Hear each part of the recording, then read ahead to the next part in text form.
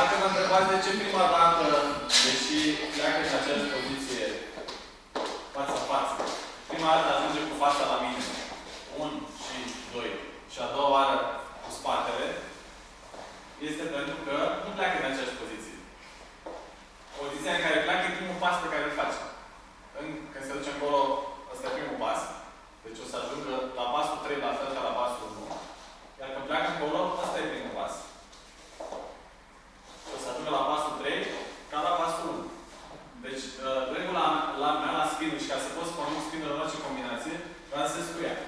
Lansez cu ea, nu știu ce, ajung pe aici, la, vreau să conduc un spin. Întotdeauna o să termin spinul în pasul cu care pleacă. Deci primul pas e ăsta. Și o să-i dau 3. 1, 2, 3. Va fi exact în pasul. Deci eu când conduc un spin, conduc un singur pas de fapt. Dau un impuls de 3 și o să obțin acel pas, dar când ea face o rotație intermediară.